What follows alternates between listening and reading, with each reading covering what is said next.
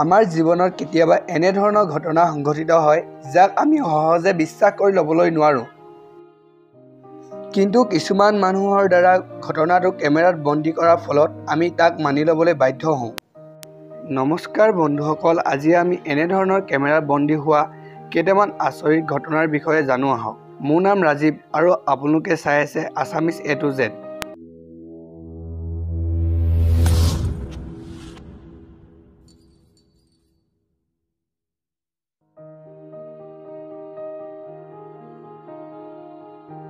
এই ঘটনাটো পেৰিছৰ এটা ট্ৰেফিকৰ CCTV কেমেৰাত বন্দী হৈছিল। এই ঘটনাটোত কি হৈছিল চাই লওঁ আহক।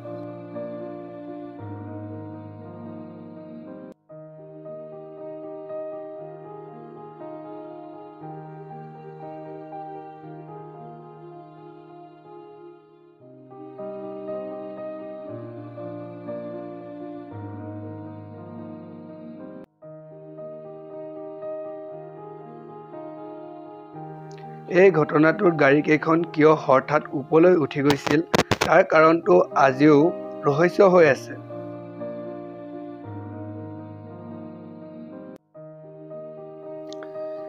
এই ঘটনাটো 2005 চনৰ দিল্লী কুতুব মিনাৰত সংঘটিত হৈছিল। অন্য দিনৰ দৰে সেইদিনাও কুতুব মিনাৰৰ বিভিন্ন পৰ্যটকেৰে ভৰি আছিল।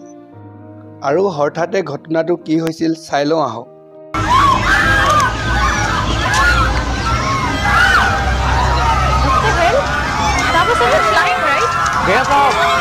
नहीं दिख रहा। वो देख ना, he's coming back now. Video ले जल्दी।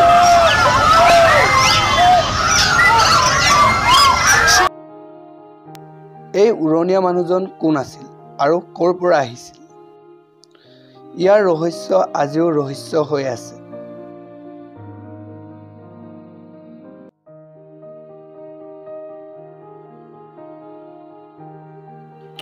এই ঘটনাটোত এজন মানুহে গৈ থাকোঁতে হঠাৎ কোনোবা অদৃশ্য বস্তুৰ সৈতে খুন্দা খাই পৰি গৈছে।